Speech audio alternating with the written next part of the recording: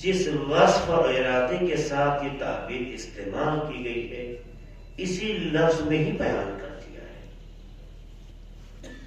یہ کہنا کہ من آذاہا فقط آذانی،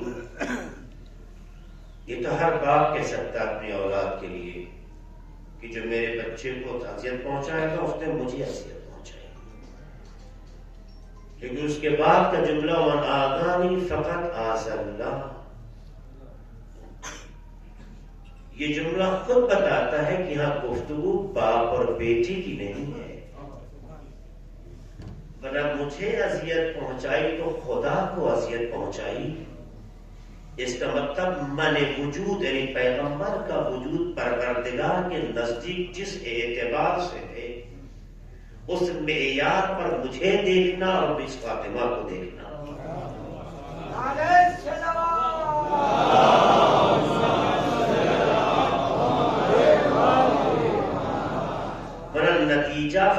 کفر ہے، نتیجہ فقط کفر، یعنی وہ دائرہ اسلام سے خارج ہو گیا۔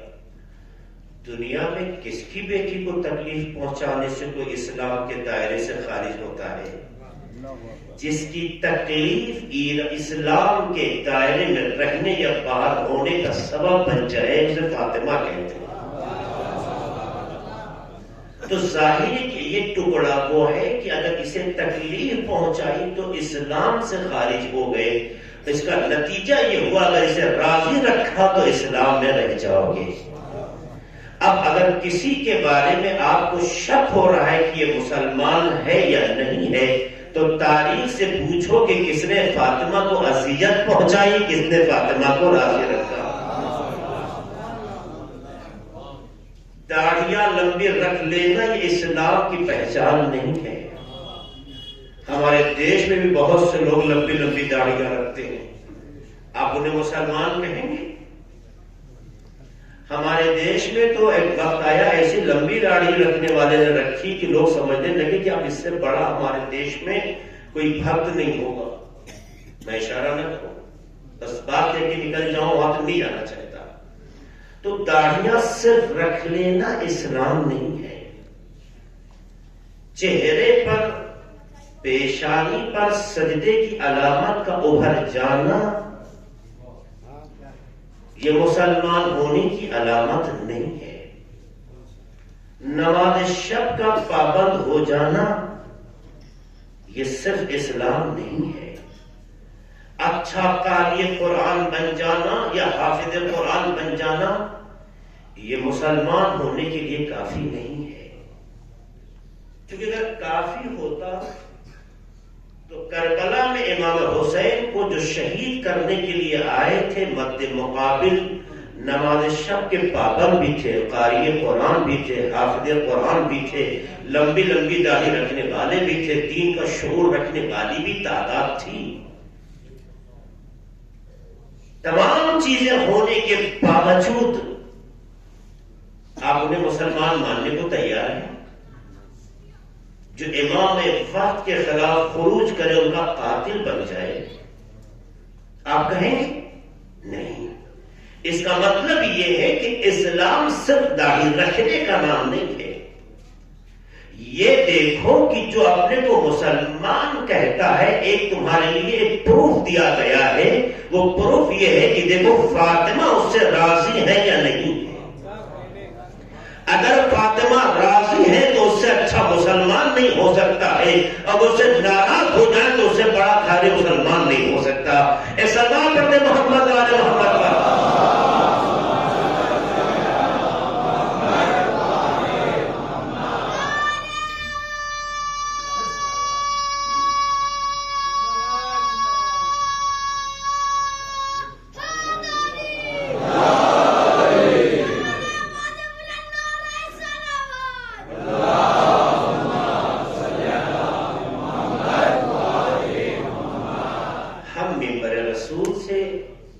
کسی کو نیچے دکھانے یا کسی کو اونچا کرنے کی غرض سے نہیں آتے۔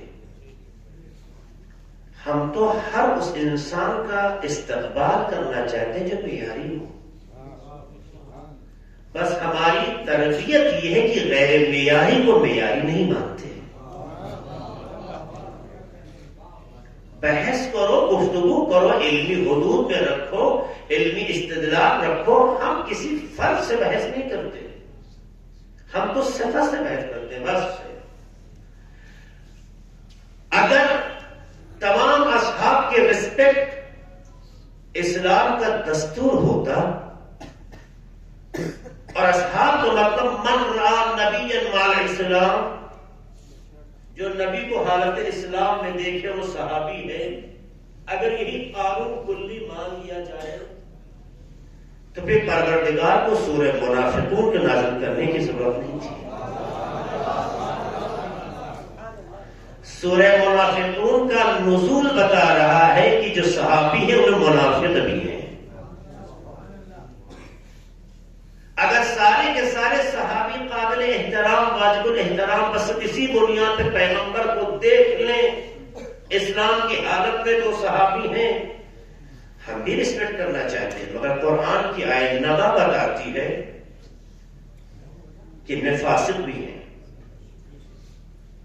تو قرآن مجید کی اس طرح کی آیتیں جو قرآن میں آئی ہیں وہ یہی تو بتانا چاہتی ہیں کہ صرف دیکھنے کو صحابیت نہ ماننا، دیکھو اس میں پیغمبر کا اثر ظاہر ہوا، جس میں پیغمبر کا اثر ظاہر ہو اسے صحابی کہتے ہیں۔ بس ہم میں اور دوسروں میں فرق یہی ہے کہ وہ ہر کسی کو صحابی مان کر فخر کرنا چاہتے ہیں، ہم غیر معیاری کو معیاری نہیں مانا کرتے۔ یہ ہماری صداقت بھی ہے، ہمارے مذہب کی بنیاد بھی ہے۔ ہم کیسے غلط کو صحیح کہتے ہیں؟ یہی تو پیغمبر کرنے آئے تھے، غلط غلط ہے، صحیح صحیح ہے۔ تو ہم کسی کو نیچا یا اونچا نہیں دکھانا چاہتے۔ اسلام کی تاریخ کو پڑھنے کے بعد جو تصویر سامنے قرآن ہی کے اصول سے آتی ہے اسی کو ماننا چاہتے ہیں۔ ہم قرآن کے تابع ہیں، ہم قرآن کے پابند ہیں۔ حدیث بعد کا مرحلہ ہے، قرآن پہلے ہے۔ حدیث بعد کا مرحلہ ہے، قرآن پہلے ہے، اس لیے ہم قرآن کو دیکھنا چاہتے ہیں۔ تو ظاہر ہے کہ جب یہ معیار ہو جاتا ہے تو ہم سے غلط کی اتباع کروانے کی کوشش نہ کرو، کیونکہ دنیا میں یہی ایک مذہب ایسا ہے جس نے غلط کو صحیح نہیں کہا اور صحیح کو کبھی غلط کہنے کی کوشش نہیں کی ہے۔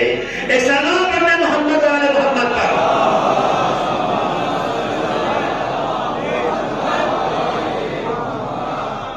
آئے دیکھیں، ایک پیغمبر نے نمونہ کیا اپنی زندگی میں۔ یہ کیوں جملہ ارشاد فرمایا؟ میں نے کہا تھا نا کل میں شان بیان بتاؤں گا، آیتوں کا شان نزول ہوتا ہے کہ آیت کیوں کس بنیاد پر نازل ہوئی، اس کے پیچھے کی کیا ہسٹری ہے۔ حدیث کا بھی شان بیان ہے، یہ کیوں بیان ہوئی، اس کا پس منظر کیا ہے۔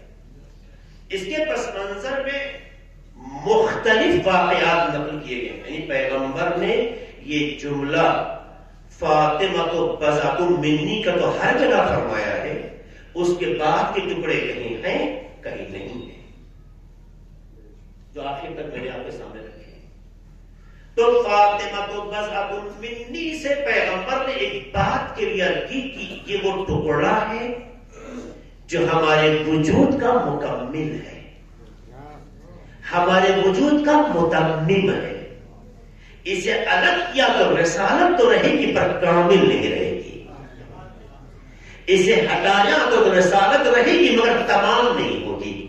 مگر یہ ٹکڑا اگر شامل ہو گیا تو جس طرح سے تسبیح کے دانے میں ایک دانہ کم ہو جائے تو نامکمل ہوتی بھائی مانا تسبیح پڑھنے کا ثواب ملے گا مگر کامل ثواب نہیں ملے گا۔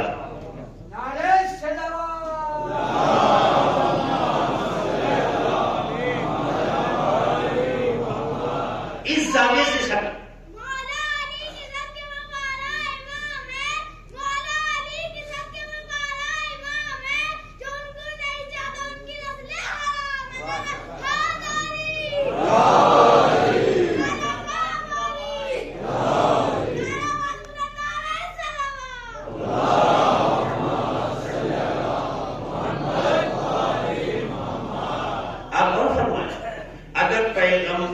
جملہ فرمایا ہے تو اس کے پیچھے حکمتیں ہیں۔ جس معیار کا آپ اپنے نبی کو نبی سمجھتے ہیں، آپ کے فہم کے اعتبار سے کہہ رہا ہوں، خدا کی حکمت تو بہت بڑی ہے، آپ کے فہم کے اعتبار سے اسی معیار پر اس جملے کے وزن کو سمجھنے کی کوشش کریں۔ اسی جملے میں بہت سی حکمتیں جو پیغمبر نے بیان کر دی۔ میرا ٹکڑا ہے، یہ بات کل کلیئر کر دی کہ ٹکڑے سے مراد یہاں پر جسمانی ٹکڑا نہیں ہے، معنوی ٹکڑا ہے۔ ایسا ٹکڑا ہے کہ جس کے لیے فلمت تمنا جمیعن کی سند آئی ہے۔ تو جب یہ ٹکڑا اس کا ہے تو جو اعتبار رسالت کا ہوگا، کہا تھا نا جو اعتبار قرآن کا ہے بھائی اس کی ایک آیت کا بھی ہے، جو وزن قرآن کا ہے بھائی اس کی ایک آیت کا بھی ہے۔ لہذا آپ کو رسول کی رسالت کو جس منزل پر دیکھنا اور سمجھنا ہے، تم خود اپنے فہم سے سے، اپنے مطالعے سے، اپنے استدلال سے جس معیار پر رسول کی ذات گرامی کو لے جا کے دیکھنا چاہتے ہو، وہاں تک لے جا کے ایک جملہ سمجھنے کی کوشش کرنا کہ یہ اس کا ٹکڑا ہے. جس منزل پہ وہ ہے اسی منزل پہ یہ ہے. جو کمالات ان کے بھی وہی کمالات ہیں. فرق اتنا ہے کہ انہیں امامت اور نبوت نہیں ملی ہے، لیکن خدا نے یہ عہدہ نہ دے کر روح رسالت، روح امامت کا نام فاطمہ رکھا. جان رسالت، جان امامت کا نام فاطمہ رکھا. یعنی ایسی مرکزی حیثیت بنا دی کہ رسالت کو سمجھنا ہو تب بھی فاطمہ کی طرف دیکھو، امامت تک پہنچنا تب بھی فاطمہ کو دیکھو. تو جو رسالت اور امامت کے پہچان کا ذریعہ ہو اسے فاطمہ کہتے ہیں. تو جب یہ معرف ہے ان دو کمالات کے، تو یقیناً ان میں وہ سارے کمالات پائے جانے چاہیے کہ جس سے رسالت کی بھی شان سمجھ میں آئے، امامت کی بھی شان سمجھ میں آئے. اسی لیے ایک شخص نے، کتاب کا نام ہے مرج البحرین،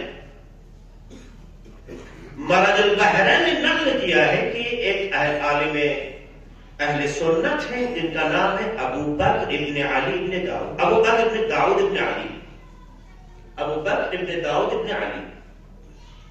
ان سے سوال کے بہت بڑے عالم دین ہیں. ان سے سوال کیا، مرج البحرین نے لکھا ہے، سنت کی کتاب ہے، کہ یہ بتائیے فاطمہ افضل ہے یا خدیجہ؟ فاطمہ افضل ہے یا خدیجہ؟ اس عالم اہل سنت نے برجستہ جواب دیا فاطمہ. صرف یہ جملہ نہیں کہا، اس کے بعد کا جملہ سننے کا ہے.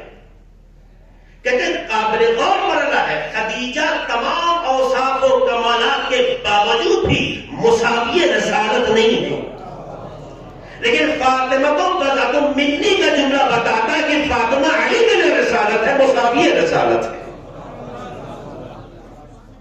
استدلال کیا اس نے. تو جو مساوی نبوت ہو، مساوی رسالت ہو، ادن پیغمبر ہو، ادن نبوت ہو، ادن رسالت ہو، ادن مساوی، تو جو اس طرح سے ہو کیسے خدیجہ افضل ہو سکتی ہے؟ اس لیے فاطمہ افضل ہے. علیہ السلام.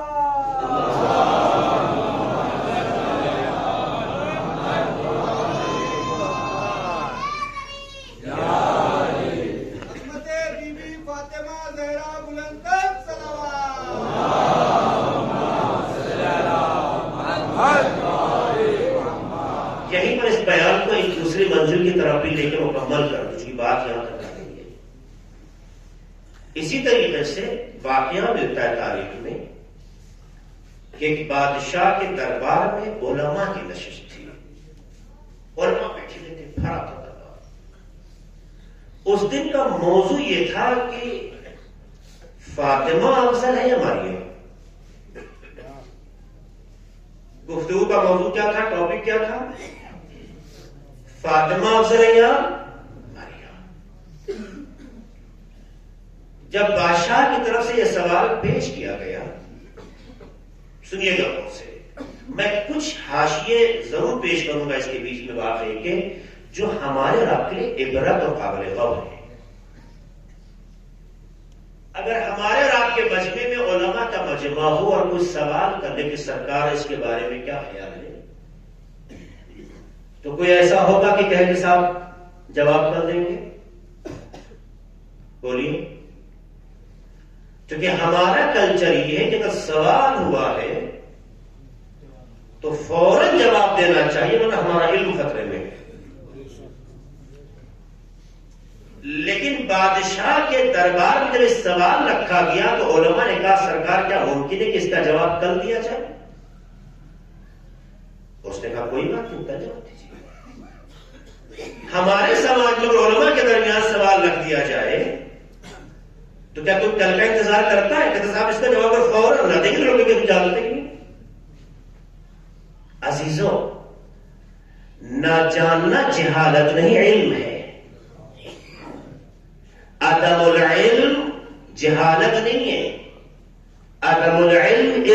آپ کو پتا تو ہے کہ آپ کو پتا کیا نہیں ہے، اور جس کو پتا ہے کہ کچھ نہیں معلوم پھر بھی ظاہر کرے سب کچھ جانتا ہے، سب سے بڑا جاہل ہے۔ جسے پتا ہم کتنے پانی میں ہیں اور اس کے بعد ظاہر کرے کہ ہمیں سب کچھ آتا ہے، اس سے بڑا جاہل نہیں ہو سکتا ہے۔ لیکن جیسے پتا ہے کہ مجھے نہیں پتا ہے، یہ جہالت علم ہے۔ اس لیے نہج البلاغہ میں امام فرماتے ہیں من ترک قول لا ادری فقد ہلاک، جس نے یہ کہنا چھوڑ دیا مجھے نہیں آتا وہ ہلاک ہو گیا۔ تو نہ جاننا جہالت نہیں ہے، نہ جانتے ہوئے جاننے کا مظاہرہ کرنا جہالت ہے۔ علماء نے یہ کہا، ہم کل جواب دیں گے۔ دوسرے دن پھر دربار سجا، آج تو لوگ بہت مستعد اور تیاری کے ساتھ ہیں۔ دربار میں جب سب بیٹھ گئے پھر سوال شروع کیا گیا، سبھی نے بیک وقت ایک جواب دیا، مریم افضل ہے۔ کون افضل ہے؟ مریم۔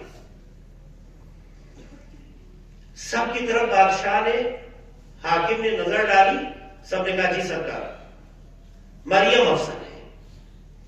اتنے میں گوشے سے شیعہ عالم دین بھی تھا۔ جب سب اپنی بات کہہ چکے تب اس نے لب کشائی کی کہ اگر سرکار اجازت دیجیے تو میں بھی کوئی لب کشائی کروں۔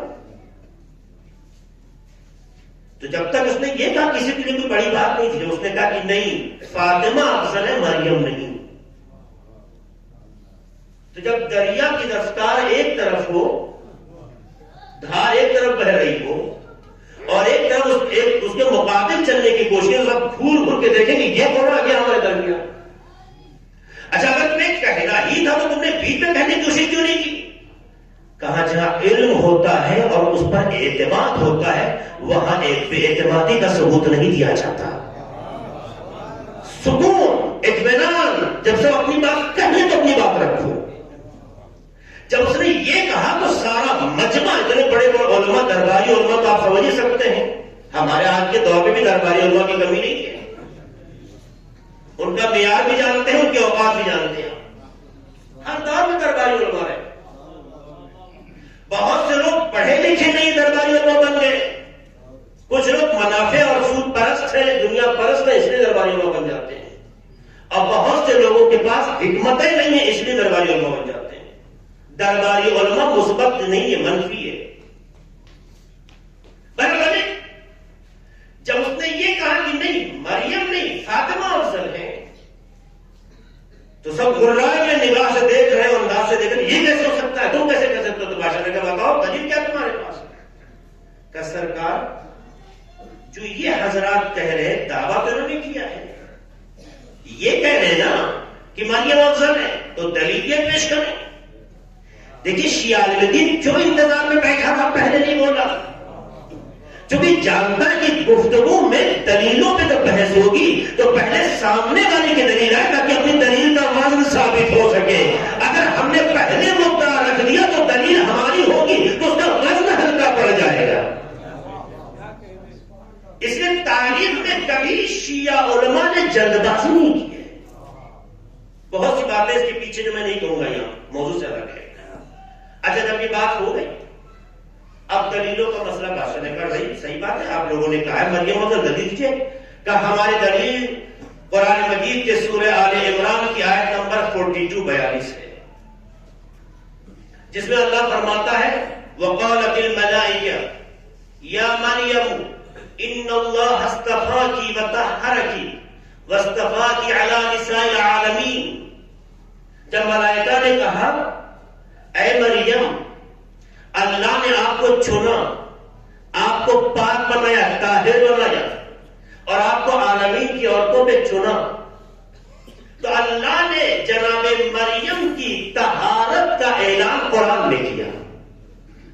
تو مریم اس لیے افضل ہے کہ سورہ آل عمران کی آیت میں مریم کو طاہرہ کہا گیا، مریم کی طہارت کا اعلان ہوا۔ اب ظاہر ہے کہ سب لوگ کہتے ہیں ہاں دیکھیے ہے کیا ہے کیا۔ جب ان کی طرف پلٹا بادشاہ تو کہا جناب ایک جملہ کہنا چاہتا ہوں، سورہ آل عمران میں لفظ طہارت جناب مریم کے لیے ایک بار استعمال ہوا ہے، لیکن آیت تطہیر میں فاطمہ کی طہارت میں 2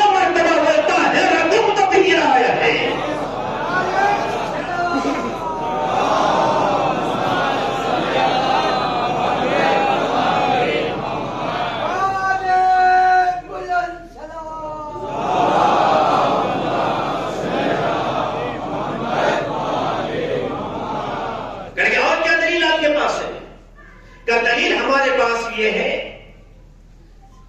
کہ جناب مریم تنہا تھی، اکیلی تھی، فرشتوں نے ان سے گفتگو کی، اس لیے افضل ہے۔ فرشتوں نے ان سے گفتگو کی اس لیے افضل ہے۔ ارے مریم وہ ہے جن سے اللہ کا فرشتہ جو خود معصوم ہے وہ ان سے گفتگو کر رہا ہے۔ ظاہر کہ جس سے فرشتہ گفتگو کرے اس کا مطلب ہے کہ اس کا معیار بلند ہے۔ یہ جملہ سنتے ہی شیعہ عالم دین کی طرف توجہ گئی تو اس نے پلٹ کے کہا سرکار مریم وہ ہیں جن سے تنہائی میں فرشتے نے گفتگو تو کی مگر گفتگو میں آنے کے لیے اجازت نہیں مانگی ہے،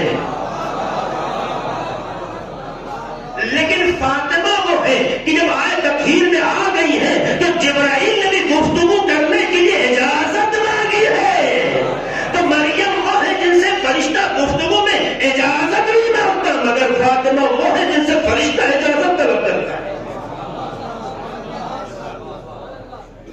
اور کیا دلیل آپ کے پاس ہے کہ مریم افضل ہے؟ کیا مریم کی افضلیت کی وجہ یہ کہ اللہ نے اس کو چنا؟ ان اللہ اصطفاکی، اللہ نے ان کو چنا ہے، اللہ نے چنا ہے اس لیے مریم افضل ہے، اور جس کو خدا چنے اس سے بہتر مخلوق نہیں ہو سکتی۔ اور ظاہر ہے کہ قرآن کیا کہتے ہیں ان اللہ اصطفاکی، سب نے کہا ہاں ہاں ہاں ہاں، وہی ہے نا جہاں صحیح دماغ کا اور عقل کا استعمال نہ ہو گردنیں تو ہلتی ہیں، فکر کام نہیں کرتی۔ ہاں ہاں افضل ہے، دیکھیے دیکھیے چنا ہے ان اللہ اصطفاکی، ایک بار دو بار کہا اصطفاکی کا۔ سرکار میں ایک جملہ کہنا چاہتا ہوں، ایک شخص ہے جسے چنا گیا ہے، اس کے کردار کی بنیاد پر، اس کے اخلاق کی بنیاد پر، اس کی عبادت کی بنیاد پر، اس کے تقوی کی بنیاد پر، اس کی عفت کی بنیاد پر ایک شخص سے چنا گیا ہے، اور ایک وہ شخص ہے کہ جسے سے چنا نہیں گیا ہے، سیادت عطا کی گئی ہے۔ آیا چنا جانا جو ہے امتیاز ہے یا سیادت سرداری کا ہونا امتیاز ہے؟ جناب مریم کو چنا گیا ہے، لیکن ہمارے آخری نبی نے جو تمام محدثین نے لکھا ہے کہ فرمایا ہے کہ فاطمہ سیدۃ النساء العالمین ہے، تو مریم کو صرف چنا گیا ہے لیکن فاطمہ کو سرداری ملی ہے۔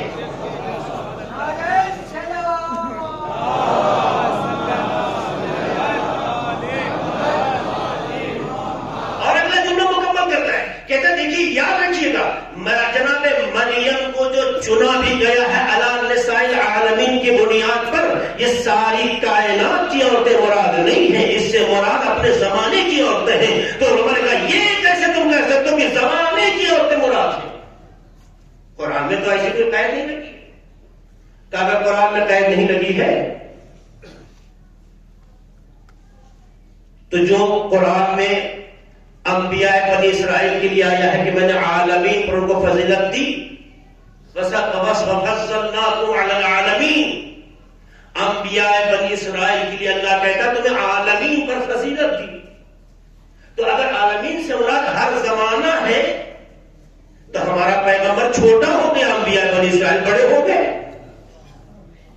جس پیغمبر کو ہم سید الانبیاء مانتے ہیں، خاتم النبی مانتے ہیں، تمام پیغمبروں سے ہمارا اور آپ کا آخری نبی کا فضیلت ہے، تو اگر عالمین سے مراد ہر زمانہ ہو جائے تو پھر ہمارا نبی پیچھے ہو گیا، انبیاء بنی اسرائیل آگے ہو گئے، جبکہ ہمارا اور آپ کا نبی سید ہے، سردار ہے۔ غور کیجیے گا جملے پر، تو ہمارا نبی سید ہے، سردار ہے تمام انبیاء پر، تو تمام انبیاء پہ ہونے کا مطلب یہ ہے کہ یہ آیت خود بتاتی ہے کہ عالمین سے مراد اپنے زمانے کے علماء ہیں، اور ہمارے یہاں پیغمبر کی حدیث بھی ہے، انبیاء علماء اپنی جگہ محترم ہے، مگر پیغمبر نے کہا میری امت کے علماء انبیاء بنی اسرائیل سے افضل ہیں، تو جس کی امت کے علماء ان کے انبیاء سے افضل ہو، ان کا نبی کتنا بلند ہوگا۔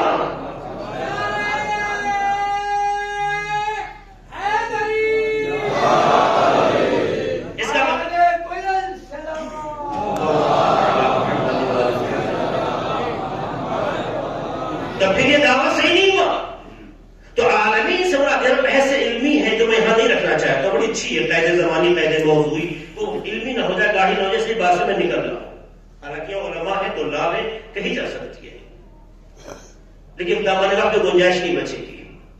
تو جناب مریم کو اللہ نے اپنے زمانے کی عورتوں پر فضیلت عطا کی. فضیلت کی بنیاد یہ کہ انہیں چنا گیا، تو انہیں چنا ہی تو گیا ہے. اپنے زمانے کی عورتوں کے لیے محدودیت آ گئی، لیکن فاطمہ کو جو سیدۃ النساء العالمین کہا ہے وہ کسی زمانے سے محدود نہیں کیا گیا. اس لیے کہ پیغمبر نے اِنَّا أَعْطَيْنَاكَ الْكَوْثَرَ کے ضمن میں جب کبھی اپنی گفتگو رکھی تو یہ کہا ہے خدا رب العالمین ہے، ہم رحمت للعالمین ہے. تو جہاں عالمین کا معیار ایسا ہو تو جو عطیہ ملا ہے وہ بھی عالمین ہونا چاہیے. اس لیے بیٹی ایسی جو سیدۃ النساء العالمین ہے، جو ہر زمانے کی سردار ہے، چاہے مریم سے پہلے کا زمانہ ہو چاہے بعد کا زمانہ. ایک سے چنا گیا، ایک کو سرداری ملی. افضلیت چنا جانا ہے یا سردار بنائے جانا ہے. پھر لوگوں نے کہا کہ دیکھیے سرکار، یہ ظاہر ہے کہ یہ بحث کرتے جائیں گے، میں ایک بات اور کرنا چاہتا ہوں. اب لوگوں نے کہا یہاں بھی کچھ بول نہیں پائے گا. اور بات یہ ہے کہ اس آیت میں جو اللہ نے کہا کہ چنا گیا ہے، دوسرا جملہ وَاصْطَفَاكَ عَلَى نِسَاءِ الْعَالَمِينَ، یہ ایک خاص موضوع کی طرف اشارہ ہے. وہ کیا ہے؟ چونکہ جناب مریم وہ خاتون ہیں جنہیں بغیر شوہر کے خدا نے فرزند دیا. دنیا کی تمام عورتوں کے یہاں اولاد شوہر کے ذریعے ہوئی، لیکن جناب مریم کے یہاں بغیر شوہر کے. اس لیے اللہ نے جناب مریم کا ایک امتیاز رکھا. یہ ایک اولو العزم پیغمبر کی ماں ہے. یہ اولو العزم پیغمبر کی ماں ہے. ابھی دیکھ رہے ہیں کہ ہم نے بڑی بات کہہ دی ہے کہ اولو العزم پیغمبر کی ماں ابھی کیسے لے کر آئی ہے. اور اسی وجہ سے یہ تمام عورتوں سے افضل ہے، یہاں تک کہ جناب فاطمہ سے. جب یہ بات ہو گئی تو پوچھا آپ کیا کہتے ہیں؟ کہ سرکار یہ اولو العزم پیغمبر کی ماں ہے، یعنی جناب عیسیٰ کی ماں ہے. ان کا امتیاز یہ ہے کہ اللہ نے چنا اس حیثیت سے کہ ایک نبی کی ماں بنایا. میں آپ سے اتنا پوچھنا چاہتا ہوں، ایک عورت کے کمالات کو ایک پہلو لیا جائے، بقیہ پہلو چھوڑ دیا جائے، یہ کامل کمال کہلائے گا؟ کیونکہ کوئی بھی لڑکی ہو وہ بیٹی ہوتی ہے، زوجہ ہوتی ہے، ماں ہوتی ہے. تینوں مراحل میں اسے دیکھا جاتا ہے. بیٹی ہونے کے اعتبار سے بھی کمال دیکھا جاتا ہے، زوجہ ہونے کے بھی اعتبار سے کمال دیکھا جاتا ہے، ماں ہونے کے اعتبار سے بھی کمال دیکھا جاتا ہے. اگر جناب مریم کو بافضیلت ماں میں لیا جائے تو ماں ہونے کے اعتبار سے تو ہے، مگر بیٹی ہونے کے اعتبار سے ایسی فضیلتیں نہ بنی ہوئی ہے کہ جس کے باپ نے بچپن میں کہا ہو، جس طرح پیغمبر نے کہا فاطمہ تو ام ابیہا، یہ تو ایک پیغمبر کی ماں بنی ہے، مگر یہ وہ بیٹی تھی کہ ماں ہونے کا مرتبہ بعد کا مرحلہ ہے. بچپن میں اتنی کمال پہ پہنچی ہے کہ سید الانبیاء نے انہیں ماں کہہ کے آواز دی ہے. صحابہ میں محمد علیہ محمد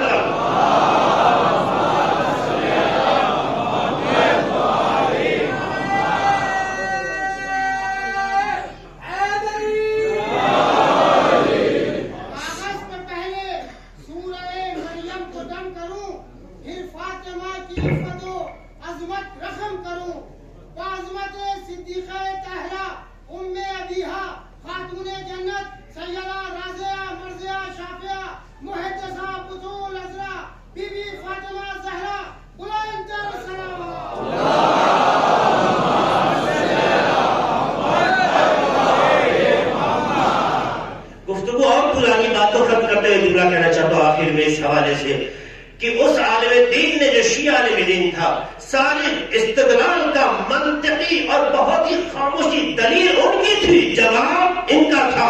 اسے پتا تھا کہ وہ ظاہری سطح کے اعتبار سے اپنی باتیں رکھ رہے ہیں، لیکن ہماری باتیں اصولی ہیں اور قرآن بھی تائید کرتا ہے. اپنے جملہ کہتا ہے کہ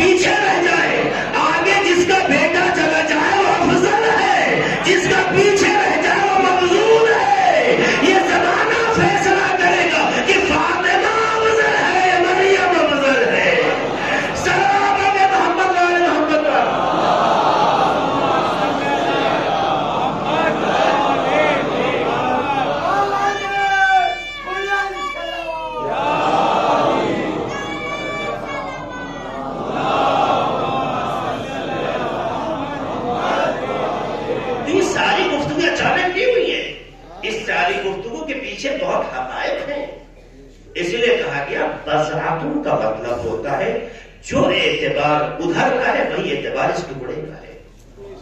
آپ دیکھیے اعتبار کی طرف ایک اشارہ کروں کہ پیغمبر کا نام کس نے رکھا؟ مجھے بتائیے، پیغمبر کا نام کس نے رکھا؟ اللہ نے. انی سمیتہ احمد، اللہ نے احمد نام رکھا نہیں رکھا. جناب آدم کے آسمان پر جو فرشتے سے گفتگو ہو رہی ہے اس میں ساری باتیں ہوئی ہیں. خود پیغمبر کی معراج پہ بھی گفتگو ہوئی ہے، اس میں بھی حقیقت سامنے آئی ہے. میں ادھر نہیں جاتا، خالی اشارہ کرنا چاہتا ہوں. پیغمبر اس ہستی کا نام ہے جن کی ولادت تو اس کائنات میں ہوئی لیکن نام خدا نے رکھا. نام خدا نے رکھا تو جو ٹکڑا ہے اس کا بھی اعتبار ایسے ہی ہونا چاہیے. اس لیے جناب فاطمہ زہرا سلام اللہ علیہ کا نام بھی فاطمہ کس نے رکھا؟ خدا نے رکھا. اور امام معصوم کا جملہ ہے، امام معصوم فرماتے ہیں میری ماں فاطمہ کا کوئی نام نہیں ہے.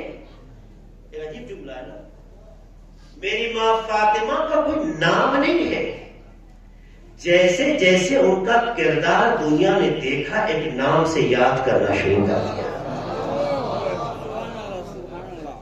یہ بیان کا دوسرا رخ ہے. میں یہی رک کے جملہ کہتا ہوں اس موقع پر. دیکھیے دنیا میں جب کوئی بچہ پیدا ہوتا ہے تو اس کا ایک نام رکھا ہی جاتا ہے. کچھ بھی رکھیے، اپنے اپنے گھر کے اپنے اپنے سلیقے، کچھ بھی رکھیے. ایک نام ہم رکھتے ہیں، ضروری نہیں کہ وہ بچہ اس نام کے معیار کے مطابق ہو. ایک بچے کا نام ہم عالم رکھتے ہیں، زمانے میں اس سے بڑا جاہل کوئی نہیں ہوتا. ایک بچے کا نام ادیب رکھتے ہیں، اس سے بڑا بے ادب نہیں نکلتا. آخر رکھتے ہیں، اس سے بڑا احمد نہیں نکلتا. تو یہ ہو سکتا ہے کہ ہر بچے کا دنیا میں ایک نام رکھا جاتا ہے لیکن نام کا اثر زندگی میں ویسا ہی ہو یہ ضروری نہیں ہے. یہ تو گھر کی تربیت بولتی ہے نا، گھر کی تربیت بولتی ہے. تو نام جو رکھا جاتا ہے پکارنے کے لیے، آپ کچھ بھی رکھتے ہیں. ہمارے سماج میں تو لوگ نام رکھنے میں کیا کیا ماہر ہیں، ہے نا. کہتے ہیں کہ صاحب ایسا نام رکھو کہ ہمارے خاندان محلے میں بھی نہ ہو. نتیجے میں کہاں سے لے کر آئے تو ڈکشنری ڈھونڈتے ہیں، پھر وہ ٹیلی ویژن کے سیریلز دیکھتے ہیں جو اس میں فرضی نام رکھے گئے ہیں، ان میں جو انہیں اچھا لگ گیا رکھ دیں گے. اور یا پھر نہیں، قرآن کی تلاوت کرتے کرتے آیت عربی تو پتا نہیں ہے، جو لفظ ہمیں سننے میں اچھا لگ جائے رکھ دو. کسی کا لذینہ رکھ دیا، کسی کا لاریب رکھ دیا. یہ نام رکھ یاد نہیں رکھتے، لذینہ، لاریب، اس طرح کے نام رکھ دیتے. اور کس طرح کے نام ہیں، انما ابیہا، یہ گنگ لفظ ہے. کلمہ گنگ ہے. کیوں رکھے گئے یہ نام؟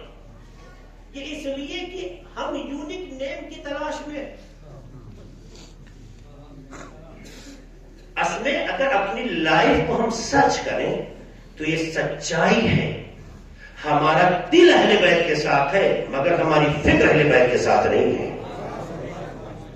یہ سچائی ہے، اسے مانیں، ایکسپٹ کریں. میں کسی کو سرٹیفکیٹ نہیں دے رہا ہوں، یہ کلچر کو ریڈ کر کے میں اپنی ریڈنگ کو پیش کر رہا ہوں. کبھی آپ نے سوچا ہم تو ڈھونڈتے ہیں ڈکشنری، ہم تو ڈھونڈتے ہیں غزل کی دنیا. اہل بیت تو موجد زبان ہے، اہل بیت تو موجد کلمات ہیں. کیا ان کے پاس الفاظ کی کمی ہے؟ نہیں. تو پھر انہوں نے کیوں نام رکھا محمد علی، محمد علی، محمد علی؟ آپ 12 اماموں کو دیکھ لیجئے، محمد علی، محمد علی کیوں رکھتے چلے گئے؟ کیا وجہ؟ کیا ان کو نہیں سمجھ میں آیا کہ اگر محلے میں نام ہو گیا کافی ہے؟ ارے نہیں، انہیں کی نام لے کے آنا چاہیے. یہ نام محمد علی کیوں رکھتے چلے گئے؟ کہ اس کی 2 وجہ ہے. پہلی وجہ یہ ہے کہ لفظ محمد علی سے بہتر کوئی لفظ نہیں ہے، اور دوسری وجہ یہ ہے کہ خاندان کا نام رکھو، اس سے خاندان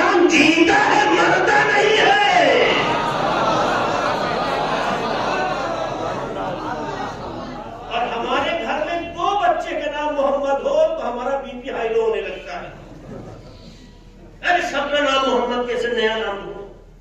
تو انسان نام ڈھونڈتے ہیں. میں اس پہ کمنٹ نہیں کروں, بڑے اچھے اچھے اس پہ کمنٹس ہیں میرے, آپ دیکھ سکتے ہیں. بات آئے تو کہیے. میں یہ سوچنے کی بات ہے, یہ سوچنے کا لمحہ ہے. ہم جیتے اپنے سلیقے سے ہیں, محبت اہل بیت سے ہے. یہ محبت نہیں, یہ خود کو دھوکہ دینا ہے, یہ خود کو بیوقوف بنانا ہے. محبت کا مطلب یہ ہے کہ جو محبوب کی پسند ہو وہی پسند محب کی بن جائے.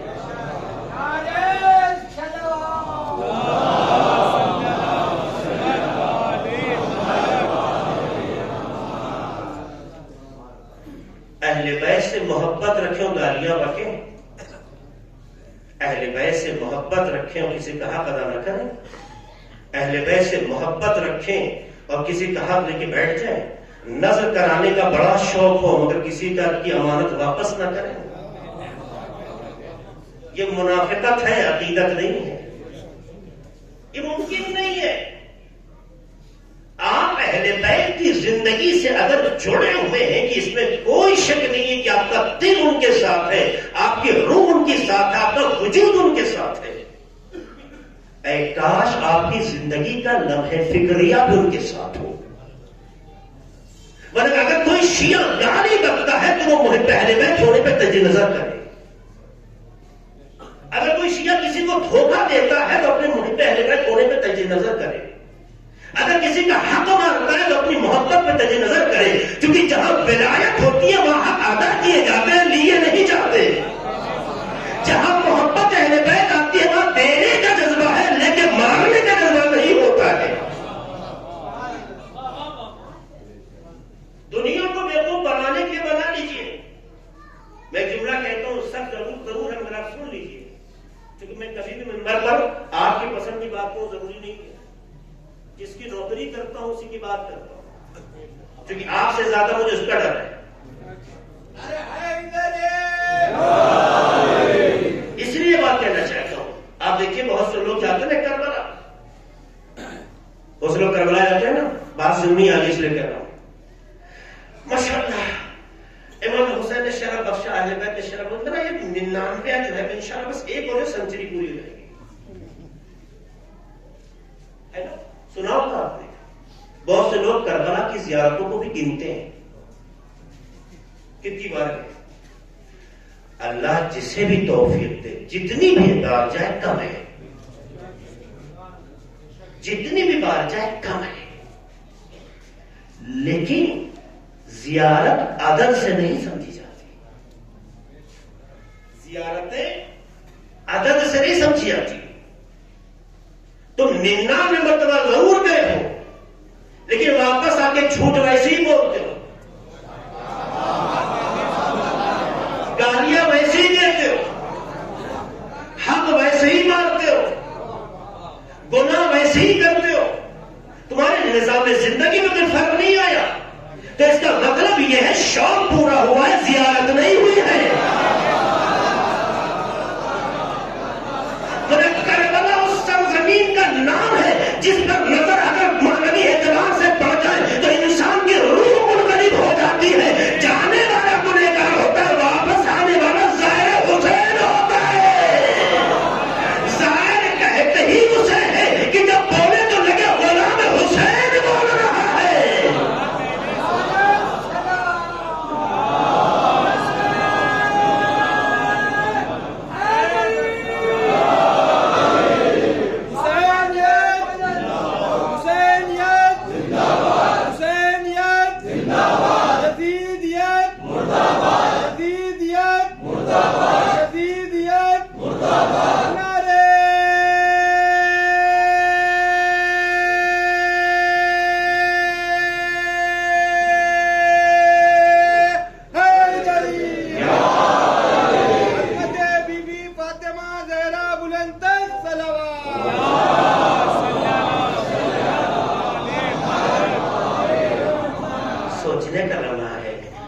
ہندوستان میں پھر بھی آج یہ کلچر دیکھنے میں آتا ہے. کوئی حج کرنے چلا جائے تو واپسی پر داڑھی رکھنے کی عادت ڈال لیتا ہے, نماز کی پابندی کرنے لگتا ہے, کوشش کرتا ہے گناہ سے بچنے کی. امام حسین سے مل کے آئے, اور زندگی میں کوئی بدلاؤ نہیں آیا. یہ امام حسین سے ملاقات نہیں کی ہے, تڑپ تھی, شوق پورا ہو گیا ہے. اس لیے زیارت کا مطلب امام حسین سے ملاقات کرنا. زیارت کہتے ہیں ملاقات کو, اور ملاقات کے بعد اس کا اثر ہماری زندگی میں نہ آئے تو یہ زیارت کا مذاق اڑانا ہے. ہمارے بچپن میں لوگ جو زیارت پہ جاتے تھے اپنے نام کے آگے کربلائی لکھتے تھے. اب یہ لفظ ہٹ گیا, کیونکہ تب کربلائی ہونے کا مطلب ہی کچھ تھا. اب تو ہر کوئی کربلائی بن رہا ہے مگر کربلائی نظر نہیں آ رہا ہے. ہماری رات کی نگاہ نہیں, امام زمانہ کی نگاہ کربلائی کی تلاش میں ہے. ایک سلام پڑھنے محمد آل محمد پر.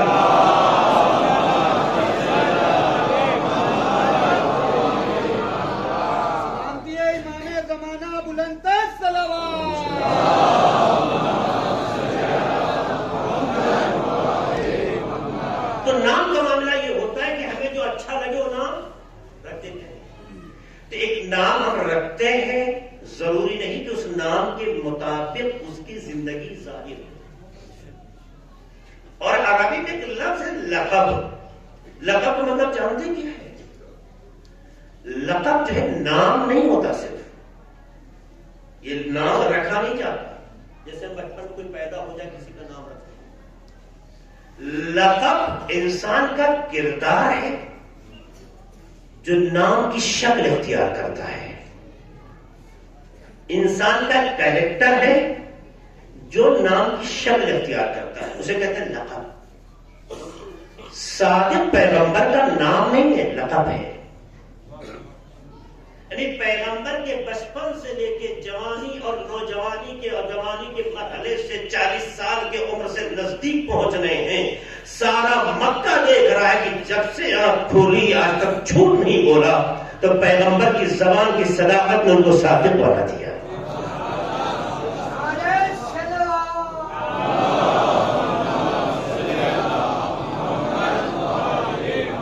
دیکھا, بچپن سے لے کے جوانی نوجوانی کے سارے مراحل طے ہونے تک اس عمر میں آگے جو 40 سال سے نزدیک ہو رہی ہے, اس شخص کے بعد جس نے جو بھی امانت رکھی کبھی اس امانت کو بدلا بھی نہیں, جیسے رکھی تھی ویسے ہی واپس کیا.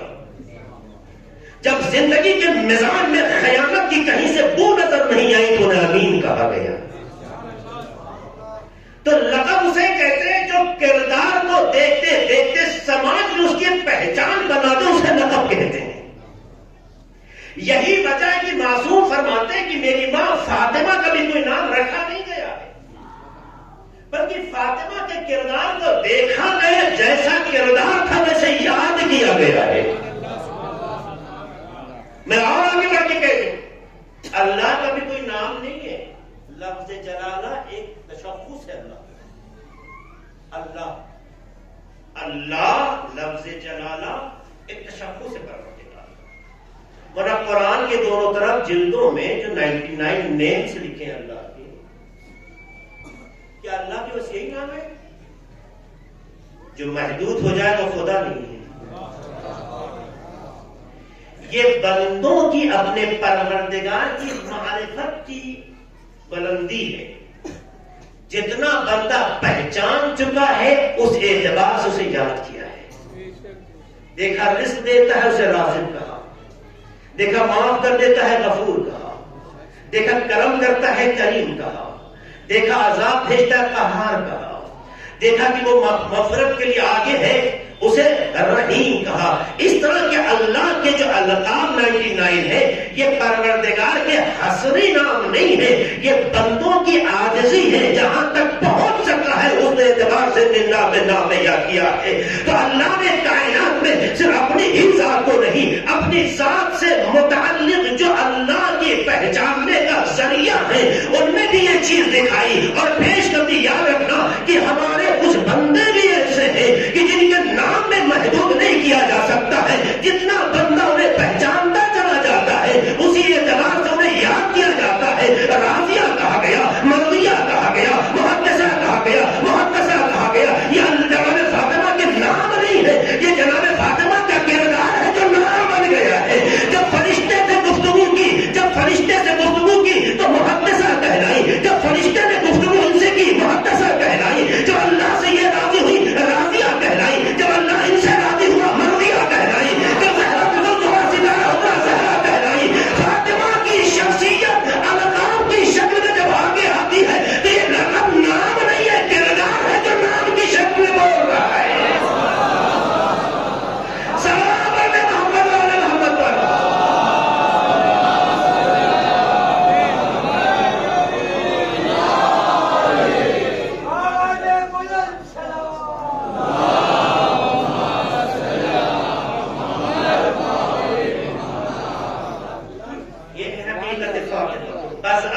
منی یوں ہی نہیں ہوئی ہیں. جو اعتبار اصل کا ہے وہی اعتبار فرق کا ہے.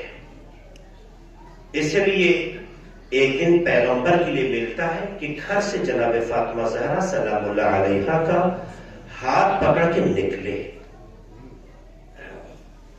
مسجد نبوی کے پاس آئے اور ایک جملہ تھا, من عرف هذه فقد عرف ومن لم يعرفها هي فاطمة بنت محمد. جملہ فرماتے ہیں جس نے ان کو پہچانا پہچانا, اور جو نہیں پہچانتا وہ جان لے یہ فاطمہ بنت محمد ہے. اگر اتنا کہتے تو بات سمجھ میں آ گئی کہ باپ اور بیٹی کی بات تھی. اس کے بعد کا جملہ ہے بضعۃ منی, یہ میرا ٹکڑا ہے. وقلبی الذی بین جنبی, اور میرا وہ قلب ہے, میری روح ہے جو میرے دونوں پہلو کے درمیان ہے. یہ ہے پیغمبر, اس انداز سے پہچانا ہے.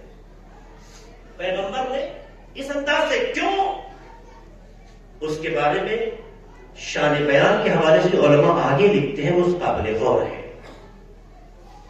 کہتے ہیں کہ پیغمبر نے جناب فاطمہ کی شخصیت کو مختلف مواقع پر اجاگر کیا, واضح کیا, پیش کیا. آپ نے سنا ہوگا ابو لبابہ کا واقعہ. ابو لبابہ یہ پیغمبر کے مشہور معروف صحابی میں سے ہیں.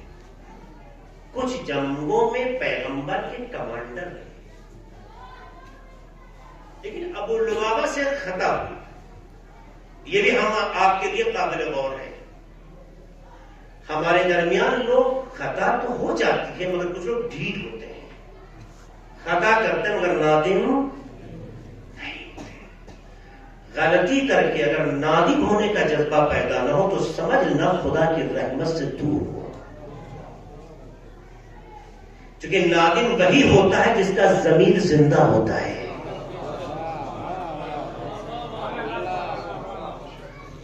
غلطی کرنے کے بعد احساس جرم ضمیر کے زندہ ہونے کی علامت ہے. کبھی بھی کسی سے بھی غلطی ہو سکتی ہے. غلطی ہونا عیب نہیں ہے, غلطی پہ ایٹھنا عیب ہے. غلطی کو غلطی نہ ماننا عیب ہے. پھر شیطان تو تلاش میں ہے نا.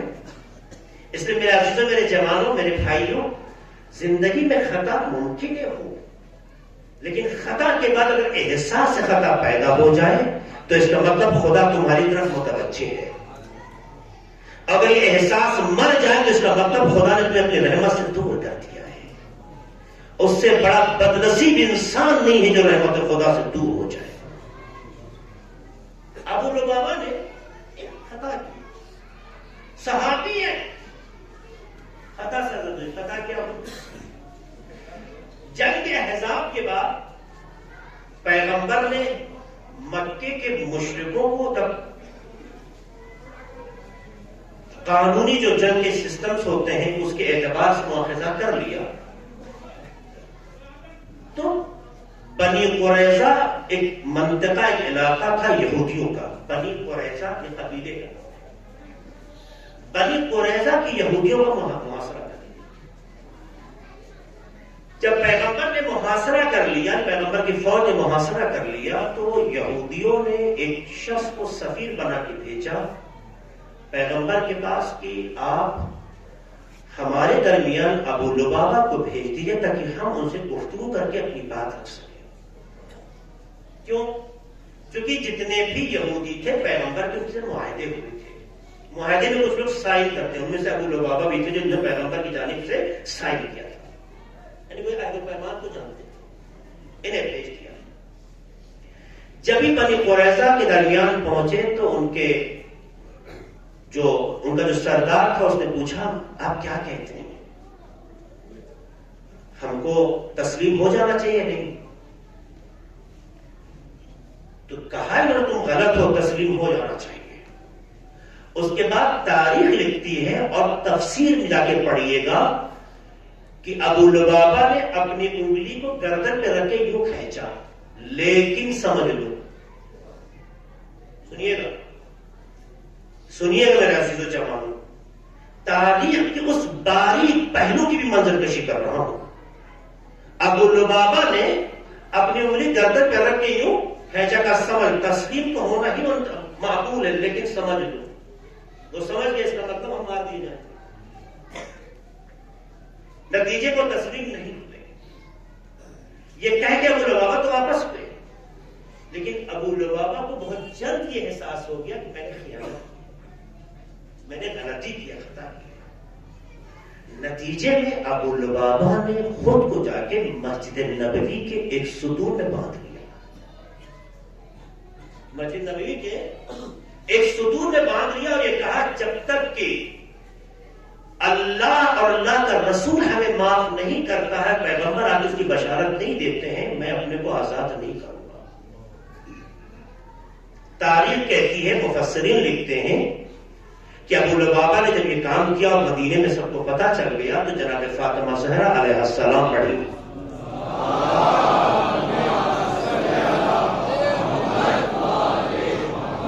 سنا آپ نے کیا کہا؟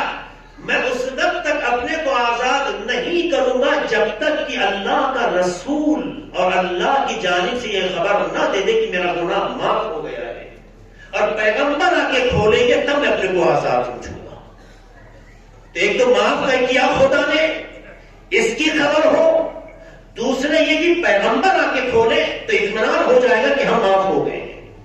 دونوں پہلے پر نظر رکھیے گا، اللہ نے معاف کیا یہ خبر ہو اور اللہ کا نبی آ کے کھولے۔ مفسرین لکھتے ہیں کہ پیغمبر اس واقعے سے مطلع ہوتے ہیں، جناب فاطمہ کو بھی خبر ملتی ہے، جناب فاطمہ زہرا علیہ السلام کچھ فاصلے کے بعد جاتی ہے، چاہتی ہے کہ وہ رسی کھول دے، اس رسی کو کھول دے۔ جیسے ہی رسی کو ہاتھ لگانا چاہا، علماء نے کہا شہزادی یہ رسی سوائے رسول تو کوئی اور نہ کھولے، کیونکہ میں اپنی آزادی جب ہی سمجھوں گا جب پیغمبر آ کے ہمیں آزاد کر دے، پیغمبر آ کے کھولے۔ اتنا کہنا تھا، پیچھے سے پیغمبر کی آواز آئی، فاطمہ تو بَضْعَةٌ مِّنِّی، ابو لبابہ تم کیا کہتے ہو، یہ فاطمہ میرا ٹکڑا ہے، یہ صرف کھول نہیں رہی ہے بلکہ بتانا چاہتی ہے مشیت بھی راضی ہے، رسول بھی راضی ہے۔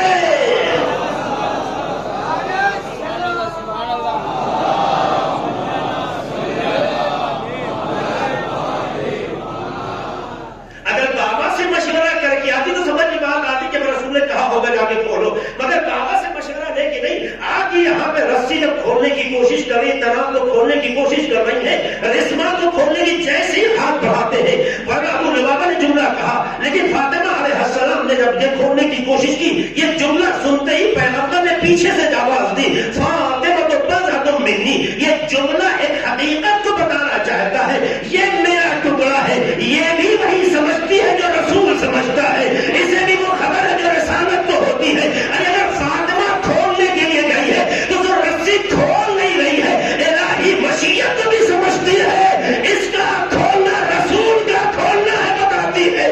اس عمل نے بتا دیا فاطمہ جو کرتی ہے فاطمہ نہیں رسول انجام دے رہا ہوتا ہے۔ یہ جناب فاطمہ کی عظمت ہے، یہ جناب فاطمہ کی منزلت ہے۔ تو اس انداز سے پیغمبر نے جناب فاطمہ زہرا علیہ السلام کو پہچانوایا، مختلف مواقع میں فرمایا۔ کئی جگہوں پہ جملے آتے ہیں، وہ جملہ تو بہت سنا ہوگا آپ نے، کیا کروں دامن وقت گنجائش نہیں، میرا وقت ختم پہ آ چکا ہے، میرا ٹائم پورا ہو گیا، انشاءاللہ کہ ختم کر دے بات کو نا۔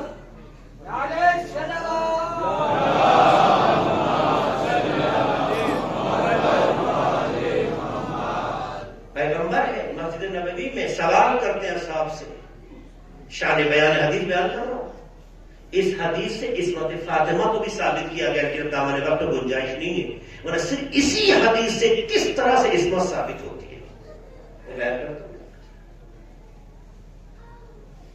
کہا بتاؤ وہ کون سی حالت ہے جس حالت میں ایک عورت خدا سے زیادہ نزدیک ہوتی ہے؟ میرے بھائیوں، میرے جوانوں، خاص طور سے جو میری آواز خواتین میں سن رہی، ہماری بیٹیاں، بہنیں اور مائیں، سنیں،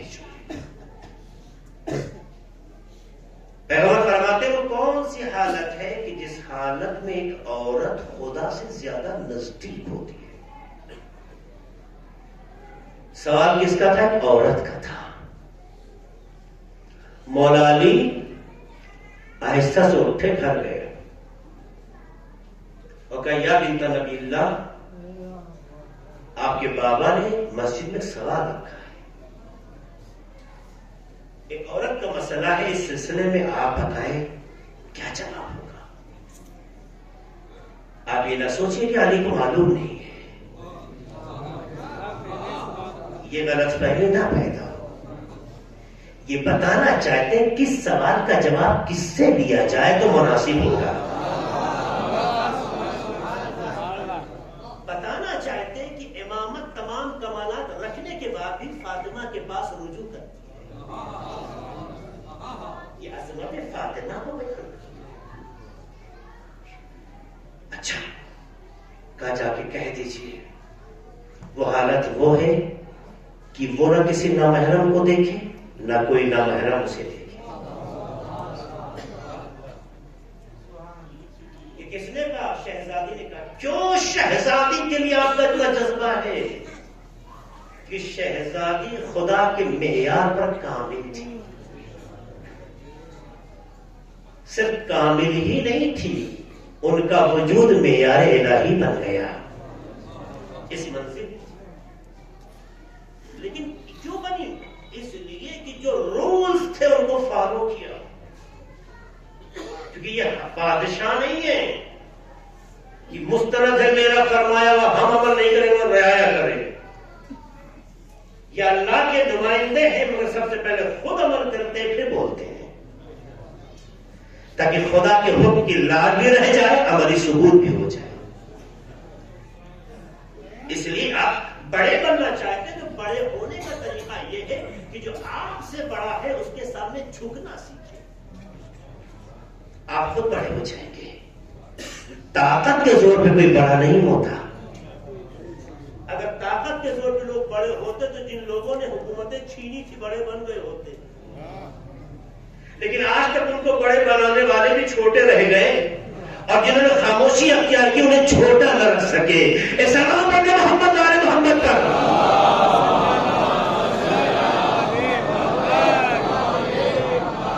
میرے بچوں، میرے جوانوں، میرے بزرگوں، میرے بھائیوں، بڑے بننا چاہتے ہو، اونچا ہونا چاہتے ہو، سماج میں باوقار ہونا چاہتے ہو تو اپنے اندر عزت نفس پیدا کرو. جو اکڑتا ہے وہ ابھرتا نہیں ہے، ٹوٹ جاتا ہے. جھکنا سیکھو، خدا کبھی جھکنے بھی نہیں دے گا. عزت کرو، احترام کرو، ریسپیکٹ کرو. دل میں پاک جذبہ ہو. جو پاک جذبے سے اپنے سے بڑے کا احترام کرے گا خدا کبھی اس کی توہین نہیں ہونے دے گا. یہ بات ہے. اب ہمارے سماج میں محرم اور نامحرم کا موضوع بھی گھریلو ہو گیا. محرم اور نامحرم کا ٹاپک بھی پسند اور ناپسند ہو گیا. ہم جس کو محرم مانے اس سے بڑا محرم نہیں ہے، جس کو ہم نامحرم مان لیں وہ نامحرم. آئے باتیں یہی ہے. میں اس کا نامحرم کو کی تعریف نہیں کر رہا ہوں، آسان لفظوں میں آپ کو بتانا چاہتا ہوں. نامحرم کا مطلب شرعی نقطہ نگاہ سے جس سے شادی جائز ہو، کرے نہ کرے وہ آپ کی خوشی. شرعی نقطہ نظر سے جس سے شادی ہو سکتی ہے وہ نامحرم ہے. یہ میں تعریف نہیں کر رہا ہوں نامحرم کی، نامحرم کا اثر بتا رہا ہوں. شرعی نقطہ نظر سے جس سے شادی جائز ہو، نہ کریں تو آپ کی خوشی. اس لیے چچی محرم نہیں ہے، تائی محرم نہیں ہے. عورتوں میں محرم صرف خالہ ہے، سگی خالہ، صرف پھوپھی ہے. ٹھیک. مردوں میں محرم صرف چچا ہے، سگا چچا، کزن بردر نہیں، سگا چچا. اور تایا، چچا تایا دو چیز نہیں ہے، تعبیر ہے چھوٹے بڑے کے اعتبار سے. اور محرم ہے سگا ماموں. مردوں میں رشتوں کے اعتبار سے محرم ماموں اور چچا، ادھر خالہ اور پھوپھی، یہ محرم ہے. اس کے بعد جتنے کزن بردر ہیں، کزن سسٹرز ہیں، وہ سب ایک دوسرے کے لیے نامحرم ہیں۔ آپ کی کتنی عمر کیوں نہ ہو جائے، دادی کی عمر کی کیوں نہ ہو جائے، مگر بچہ جو ہے عمر کا بالغ وہ نامحرم ہے اگر آپ کی اس دائرے میں نہیں آتا۔ ہائے میرا بچہ کہنا اچھی چیز ہے، لیکن گلے سے لگانا تعلیمات اسلامی کا مذاق اڑانا ہے۔ ہمارے سماج میں گناہ اس لیے پنپ گیا کہ ہم نے شرعی حدود کو توڑ دیا۔ جس نے پیدا کیا اس سے بہتر رشتوں کی نزاکت کوئی نہیں جانتا۔ اب شوہر سامنے کہتے ہیں تم فلاں کے سامنے ہو جاؤ، اب شوہر نے کہہ دیا تو اس کی بات کیسے کر سکتے ہیں؟ کتنے نادان ہیں وہ شوہر جو اپنی آبرو کو چوراہے پہ کھڑا کرنے کا شوق رکھتے ہیں، پھر جب اس کی دوستی بڑھ جاتی ہے تو ان کا بی پی ہائی ہونے لگتا ہے۔ کیوں آپ نے وہ غلطی کی؟ کس شریعت میں شوہر کہہ دے تو اس کے سامنے ہو سکتے ہیں اور شوہر منع کر دے تو نہیں ہو سکتے؟ اسلام میں محرم اور نامحرم میں قانون خدا کا، رسول کا، شوہر کا نہیں ہے۔ اس لیے بار بار کہا ہے عورت پر شوہر کی اطاعت واجب ہے، شرط یہ ہے کہ قانون اسلام سے نہ ٹکرائے۔ اگر قانون اسلام سے ٹکرا دے تو اس کا مطلب یہ ہے کہ عورت کے نزدیک خدا قیمتی نہیں ہے، شوہر قیمتی ہے۔ تو جب شوہر قیمتی بن جاتا ہے تو خدا ایسے رشتوں کو اس کے ہاتھ میں چھوڑ دیتا ہے، اور یاد رکھنا جسے خدا چھوڑ دیتا ہے اس کا پھر کوئی سہارا نہیں بنتا ہے۔ شہزادی کا معیار پہچانو۔ میں نے کل کہا تھا کوئی کیا کرتا ہے بہت اہم نہیں ہے، آپ کیا کرتے ہیں بہت اہم ہے۔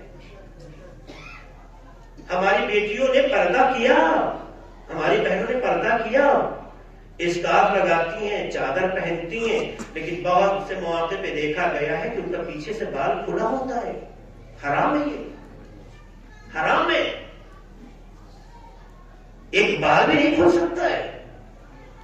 اگر ہم نے شریعت کی پابندی کی ہوتی تو آج دنیا میں حجاب کا مذاق نہ ہوتا، کیونکہ ہم مسلمانوں نے ہی شریعت پر پابندی نہیں کی تو دنیا کہتی ہے کہ جو پابند ہے وہ متعصب ہے اور جو پابند نہیں ہے وہ کھلے آزاد ذہن کے ہے۔ اسلام تعصب نہیں پیدا کرتا ہے، عورت کے وقار کو جناب زہرا کے کردار میں ڈھال کے بتانا چاہتا ہے۔ وہ عورت عورت نہیں ہے جو کنیز سیدہ کے معیار پہ نظر نہ آئے۔ اسلام کے محمد والے محمد پر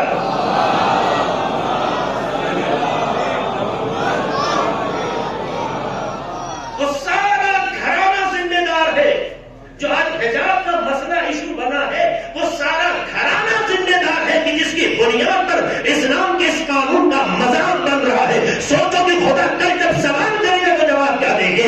دنیا کیا کرتی ہے نہیں ہے، ہمیں کیا کرنا ہے نہیں۔ اتنی بڑی بدنصیبی ہے دنیا ننگی ہو جائے کسی کو اعتراض نہیں ہے، اپنے کو چھپانے لگے لوگوں کو درد ہونے لگتا ہے۔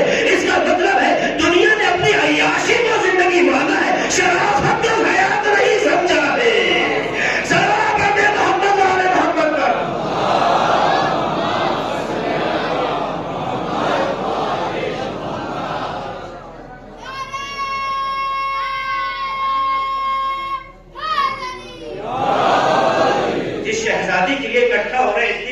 موسم میں اتنی ٹھنڈک میں آپ کھڑے ہیں، خدا تمام کی توفیقات میں اضافہ کر، تمام مومنین کی صحت و سلامتی کے لیے مل جل کے سلوات پڑھ کے محمد والے محمد۔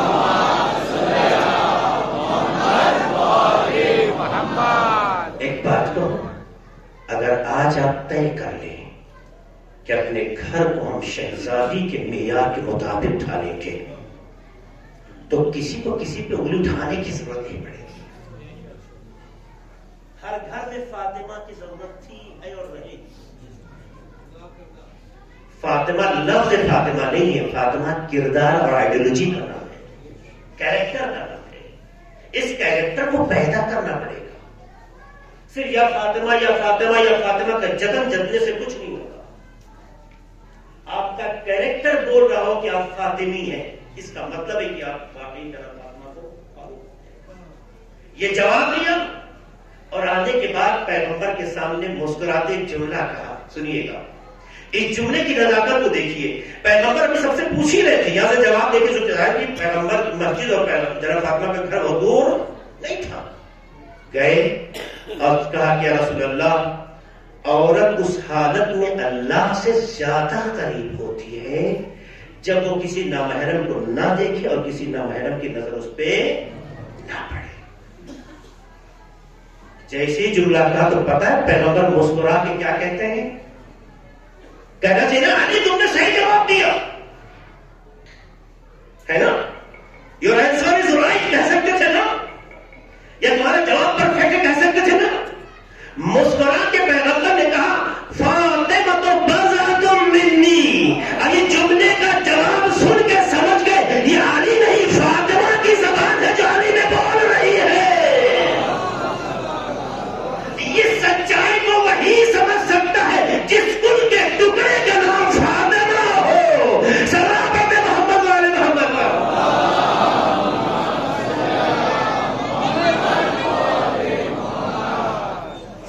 ظاہر ہے کہ جب پیغمبر کے نزدیک فاطمہ علیہ السلام اس موقعیت اس حالت میں بات تمام کرنا چاہتا ہوں, معذرت چاہوں تھوڑا وقت ہو گیا. آپ دیکھیے شہزادی کی زندگی کی بہت خراش ہے. انشاءاللہ کل سے مولانا وسیع حسن خان صاحب آپ کے درمیان ہندوستان کے خطیب ماہر مبلغ توانا اور ایک شخصیت ہیں کہ جو فکری اور علمی اعتبار سے مومنین کے درمیان بھی قابل اعتبار ہیں. ان سے آپ سنیں گے اور انشاءاللہ مفید باتیں آپ کے سامنے آئیں گی. آپ پابندی سے آئیے گا انشاءاللہ.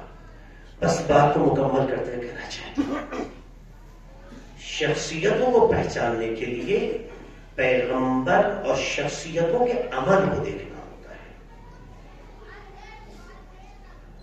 یہ کیسا ٹکڑا ہے. اگر یہ صرف بیٹی کا معاملہ ہوتا تو پیغمبر کی زندگی میں یہ نہ دیکھا گیا ہوتا کہ کلما دخلت عند رسول اللہ یا علی رسول اللہ, جب پیغمبر کی خدمت میں جناب فاطمہ زہرا تشریف لاتی تھی تو روایت کا جملہ ہے قام الیہا. حدیث میں نہیں آیا قام لہا, کیا ہے قام. احترام دو طرح کا ہوتا ہے. ایک بار یہ ہوتا ہے کہ کوئی آیا اپنی جگہ سے ہم کھڑے ہو تو کہا بسم اللہ تشریف لائیے. یہ ہوتا ہے قام لہا. اگر کسی خاتون کے لیے تو لہا مردن قام لہو. ارے آپ اپنی جگہ سے کھڑے ہوئے اور اسے کہا آپ تشریف لائیے. یہ ہوتا ہے استقبال. ایک ہے قام الیہا, وہ کیا چیز ہوتی ہے؟ کا وہ احترام کا دوسرا پہلو ہے کہ جب آپ آنے والے کو چند قدم بڑھ کے استقبال کریں. الیہا کا مطلب جھکنا کسی کی طرف, بڑھنا کسی کی طرف. جناب فاطمہ کے لیے ملتا ہے کہ کلما دخلت علی رسول اللہ قام الیہا. پیغمبر بڑھ کے چند قدم بڑھ کے استقبال کرتے تھے. اور صرف استقبال ہی نہیں, فاجلسها فی مجلسہ. صرف استقبال نہیں کرتے تھے, لا کے وہیں بٹھاتے تھے جہاں خود بیٹھتے تھے. لا کے کہیں اور بٹھا دینا, بغل میں بٹھا دینا یہ اور چیز ہے. وہیں بٹھانا جہاں خود بیٹھتے تھے, یہ اس بات کی علامت ہے کہ یہ رسالت کا وہ ٹکڑا ہے کہ جب تک یہاں بیٹھ نہ جائے رسالت کامل نظر نہیں آتی ہے. صحابہ محمد والے محمد پر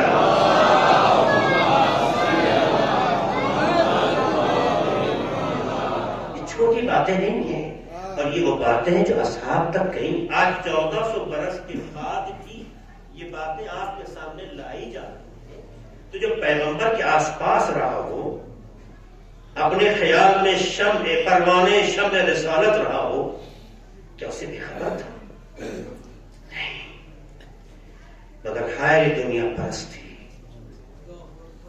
ہائے دنیا کی لالچ, ہائے عہدے کی بھوک, ہائے نفس پرستی.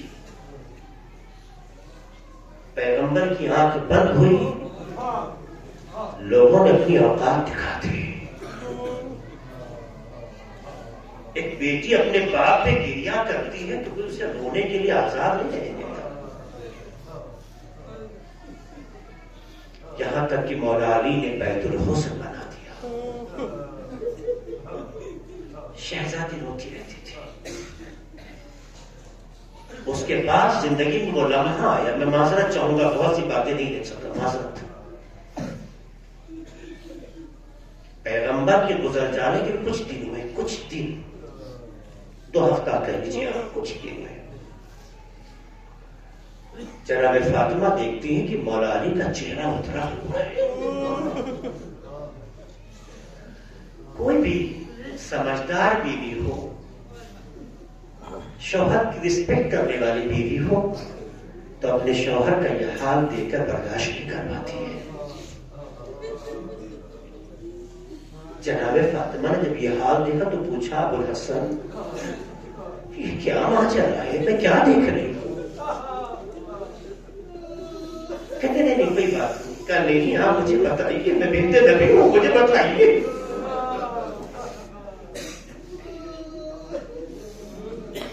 یہ سرداروں قرآن کی آیت دیتا ہے, مصداق دیکھیے.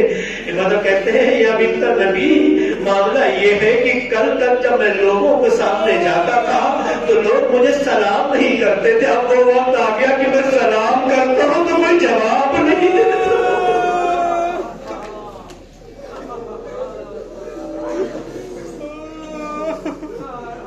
ایک جملے کا مطلب بہت سخت ہو جاتا ہے.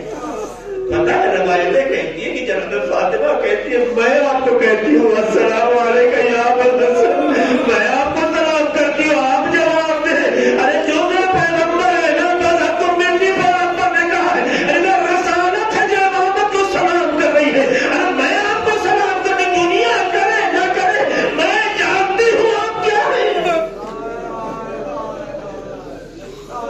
کتنی تسلی ہوتی ہے. دیکھیے جناب فاطمہ زہرا کتنی اہمیت رکھتی ہے. اور اس کے بعد دیکھا کہ لوگ جب اس منزل پہ آئے تو جناب فاطمہ نے اپنی ذمہ داری سمجھی. رات کے سناٹے میں امام حسن علیہ السلام کو لیا اور مدینے کی گلیوں میں شہزادی جا جا کر دروں پہ, دروازوں پہ کھٹکھٹاتی ہے. آنے والا آتا تو کہتی ہے اللہ سے تم غدیر, کیا تم غدیر بھول گئے؟ کیا تم غدیر بھول گئے؟ ولایت علی کے لیے جناب فاطمہ زہرا نے جو قربانی دی, تاریخ آج بھی اسے یاد رکھتی. اور جب دیکھا کہ فاطمہ کے ہونے کی بنیاد پر ہمارے مشکل کا حل نہیں ملے گا, تو وہ راستہ اپنایا گیا جو طاقت کا ہوتا ہے. نتیجے پہ دروازے پہ لکڑیاں جمع کرتی, لکڑیاں جمع ہوتی رہی. جناب فاطمہ زہرا نے گویا گھر میں کہا, ہو ابوالحسن آج ولایت کی ذمہ داری, حفاظت کی ذمہ داری ہے, مجھے موقع دیجیے, آپ اندر رہیے. آپ جناب امیر المومنین کو اندر کر دیتی ہیں, خود دروازے کی طرف آتی ہیں. باہر سے آواز دی جا رہی ہے, ابوالحسن کو باہر نکال دو, علی کو باہر نکال دو. کہتی ہیں کہ میں رسول کی بیٹی بول رہی ہوں. اگر نہیں نکالے گی تو گھر میں آگ لگا دیں گے. کہا میں رسول کی بیٹی ہوں, کیا اس کے بعد بھی میرے گھر پہ آگ لگا دو گے؟ تو شکی بدم کہتا, ہاں کوئی بھی آگ لگا دے گا.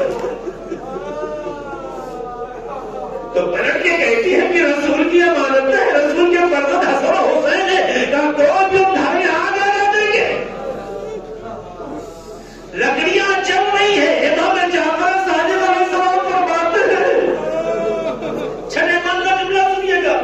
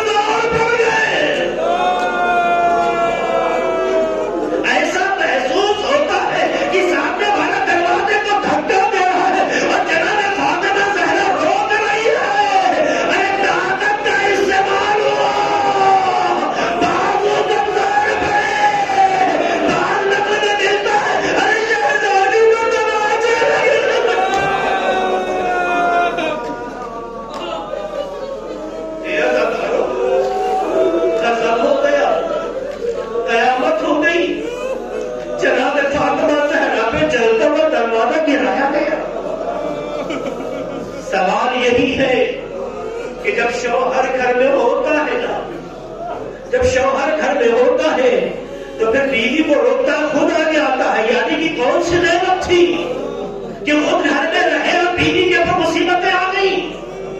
اس کے بہت سے جواب دیے گئے ہیں. پہلا جواب ولایت کی حفاظت ہے. اپنی ذمہ داری کو جناب فاطمہ بعد رسول محسوس کر رہی کا. دوسری وجہ عرب کا کلچر ہے، عرب کا فرہنگ ہے. عرب کا کلچر یہ ہے جو بعض علماء نے پڑھا ہے، روایت میں بعض علماء نے پڑھا ہے، کہتے ہیں کہ عرب کا دستور تھا کہ جس عورت کے شکم میں بچہ ہوتا تھا اس پر کبھی ظلم نہیں کرتے تھے، اسے سزا نہیں دیتے تھے. واقعات نقل ہیں. عدالت انتظاری پڑھا کرتے تھے قوم میں. کہتے تھے کہ ایک واقعہ بغداد کا ملتا ہے کہ بغداد کا دربار سجا ہوا ہے. دربار میں خاتون کے مجرم کی حیثیت سے لایا گیا اور اس کے سامنے روٹی ڈالی گئی.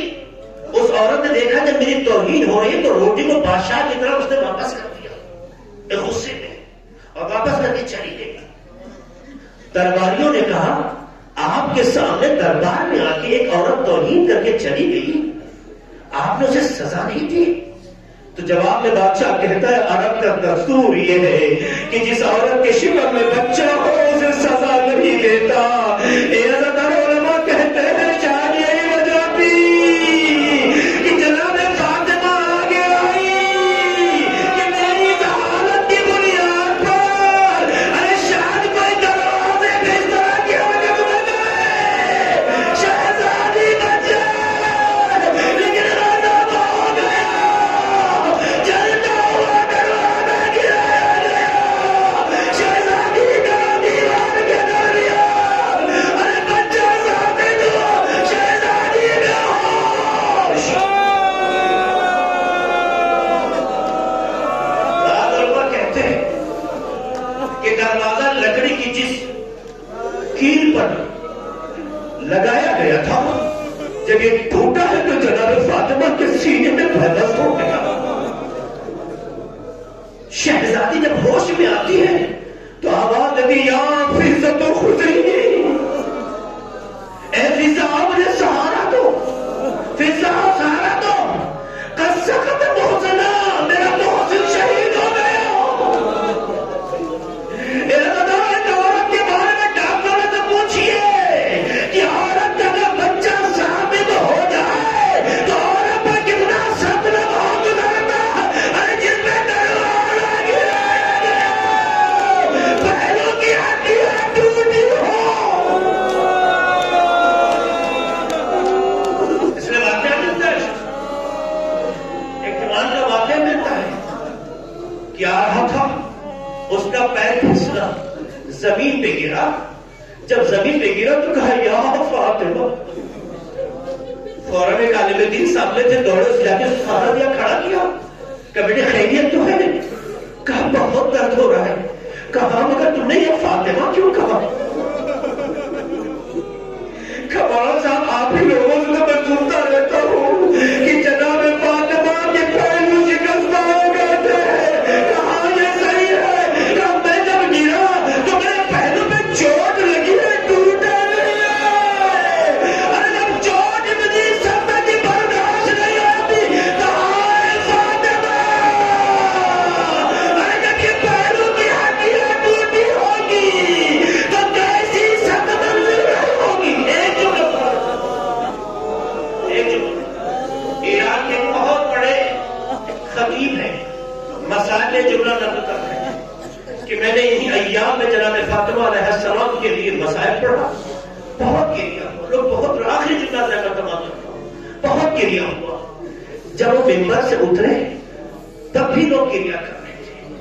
آہستہ آہستہ لوگ چلے گئے لیکن ایک گوشے میں ایک شخص بیٹھا تھا، تڑپ تڑپ کے رو رہا تھا. اس کی آواز رک نہیں رہی تھی، اس کی آواز رک نہیں رہی تھی. ایسا ڈالو کسی کے زخمی ہونے کی خبر سننا ہے. ارے حسنین گھر میں موجود ہے، علی موجود، اب وہاں فاطمہ پہ یہ ظلم ہو رہا ہے. ارے ماں کو مظلومیت کی حد میں اس طرح سے دیکھنا اولاد کے لیے کتنا سخت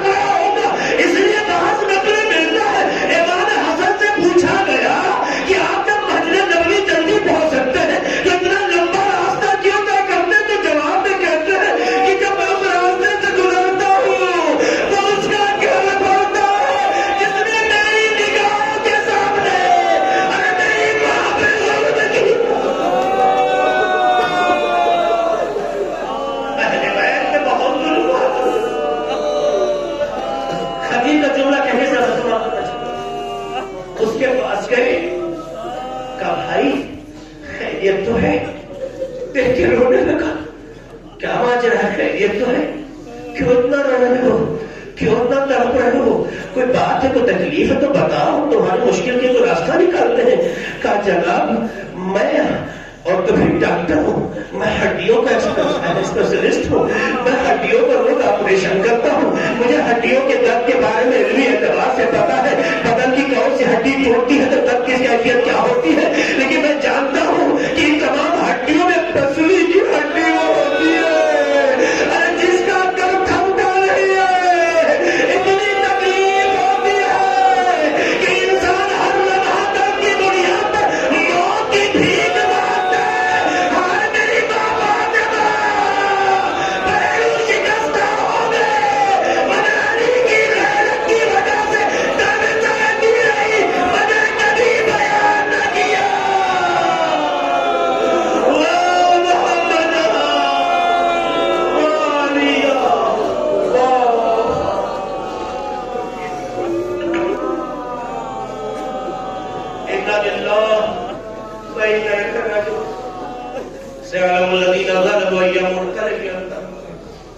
پروردگار ہمارے مختصر عمل کو قبول فرما، خدایا ہمارے گناہوں کو بخش دے، خدایا ہم سب کو دین کے راستے پہ جینے مرنے کی توفیق عطا فرما، خدایا ہم سب نے عزم فاطمی کردار فاطمی کے اسباب فرما، خدایا ہماری ماں بہنوں کو کلیزان سیدہ میں محشور ہونے کے اسباب فرما کر، خدا کے واسطہ مولا محمد ہمارے بزرگوں کا سایہ ہمارے سروں پہ قائم کر، خدا کی دنیا سے گزر گئے مجھے رحمت و مغفرت میں چکھا عطا فرما، خدا تیری کنیز فاطمہ علیہ السلام کے لیے دنیا میں جہاں کے بھی مومنین و مومنات کے اہتمام کرتے ہوں، خدا کے توفیقات میں اضافہ فرما، خدا مومنین و مومنات جو حاجتیں لے کر آئے ہوں، جو حاجتیں رکھتے ہوں شاید کہہ نہ سکے ہوں، خدا ان تمام کے مشکلات کو برطرف فرما، خدا کے واسطہ مولا محمد کا ہمارے وطن عزیز ہندوستان میں امن و امان قائم کر، خدا فرض جمہوریہ اسلامی ایران کو سربلندی عطا فرما، خدا کے واسطہ مولا محمد کا ہمارے تمام علماء کرام بالخصوص مہاراج اعظام کی حفاظت فرما،